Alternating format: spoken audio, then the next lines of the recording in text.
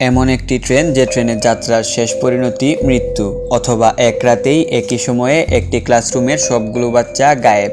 এমন একটি গ্রাম যে গ্রামে মাগরিবের আজানের পর বাইরে বের হওয়া নিষেধ, অথবা এমন একটি হাত যে হাতের মাধ্যমে মৃত ব্যক্তিকে সামনে আনা যায়। ওয়েলকাম ভিউয়ার্স, স্বাগত জানাচ্ছি আপনাদের হাওয়া মুভিজের আরও একটি নতুন ভিডিওতে। এবং আজকের এই ভিডিওতে আমি আপনাদের এমন 5টি হরর মুভির কথা বলবো যেগুলো আপনার হরর মুভি সম্পর্কে ধারণাই বদলে দিবে। তো চলুন আর দেরি না করে শুরু করা যাক। তালিকার প্রথমেই আছে ট্রেন অফ ডেথ মুভিটি। মুভিটির গল্প একটি জঙ্গলকে ঘিরে। জঙ্গলটা জিন, পরী ও অশরীরী শক্তির বসবাসের জায়গা ছিল।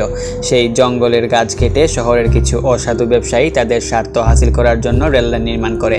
রেললাইন নির্মাণের সময়ও অনেক শ্রমিক জিন ও পরীদের হাতে নিহত হয়। রেললাইনের প্রথম ট্রেনের যাত্রা শুরু হয়। যখনই ট্রেন একটি টানেলে প্রবেশ করে, ট্রেনের একটি করে বগি উধাও হতে থাকে। ট্রেনের সকল প্যাসেঞ্জার বুঝে যায় যে সবাইকেই এখন মরতে হবে। কি হয় তাদের শেষ পরিণতি জানতে হলে দেখতে হবে ট্রেন অফ ডেথ মুভিটি।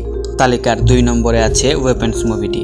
মুভিটির গল্প একটি শহরে ঘটে যাওয়া সত্য ঘটনা অবলম্বনে নির্মিত। একটি দিনটি পুরো স্কুলের জন্য একটি নর্মাল দিন ছিল। সবগুলো ক্লাসেই বাচ্চারা কানায় কানায় পরিপূর্ণ, শুধুমাত্র একটি ক্লাস ছাড়া। কোথায় গেল ওই একটি ক্লাসের সবগুলো বাচ্চা? দিনটি স্বাভাবিক হলেও দিনের আগের রাতটা ওই ক্লাসের বাচ্চাগুলোর জন্য স্বাভাবিক ছিল না। রাত 2:17 একসাথে নিজ নিজ বাড়ি থেকে ওই ক্লাসের 17টি বাচ্চা হারিয়ে যায়, এমন এক অন্ধকারে যেখান থেকে তারা আর কখনো ফিরে আসেনি। কি হয় তাদের শেষ পরিণতি? সে রাতে কী বা হয়েছিল তাদের সাথে জানতে হলে ওয়েপন্স মুভিটি দেখতে হবে। তালিকার 3 নম্বরে আছে ইন্দোনেশিয়ান হরর মুভি ওয়াক দু মাগরিব। একদিন একটি গ্রামের মাঠে খেলছিল 3টি বাচ্চা, যাদের 2জন ছেলে ও 1জন মেয়ে। মাগরিবের আজানের সময় হয়ে আসে। মেয়েটি ছেলে দুটিকে বারবার খেলা শেষ করে বাড়ি ফেরার কথা বলে, কিন্তু ছেলে দুটি মেয়েটির কথা না শুনে পাশে জঙ্গলের ভেতরে চলে যায়। ঠিক এমন সময় শোনা যায় মাগরিবের আজান।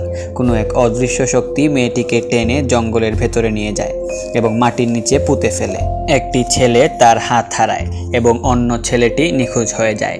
কিছুদিন পর নিখোঁজ ছেলেটিকে খুঁজে পাওয়া যায় মানসিক ভারসাম্যহীন অবস্থায়। যে ছেলেটি তার হাত হারিয়েছিল সে ছেলেটিও কিছুদিন পর অস্বাভাবিকভাবেই মারা যায়। কি হয়েছিল সেদিন? কি আছে সেই জঙ্গলে? কেনই বা ওই গ্রামের মানুষ মাগরিবের আজানের পরে ঘরের বাইরে বের হয় না? এই সকল প্রশ্নের উত্তর পেতে দেখতে হবে ইন্দোনেশিয়ান এই হরর মুভিটি। তালিকার 4 নম্বরে আছে টক টু মি মুভিটি। গল্পটি কয়েকজন টিনেজার ছেলে মেয়েদের নিয়ে, যারা প্রতি উইকেন্ডে এক ভয়ানক খেলায় লিপ্ত হয়। তাদের মাঝেই একজনের কাছে আছে এমন একটি হাত, যেই হাতে ধরে কোনো মৃত ব্যক্তির কথা চিন্তা করলে সেই মৃত ব্যক্তির ভয়ানক রূপ তার সামনে চলে আসবে। প্রতিটি এক্সপেরিমেন্টের সময় 90 সেকেন্ড। সে চাইলে ওই মৃত ব্যক্তিটিকে তার শরীরে প্রবেশ করাতে পারবে।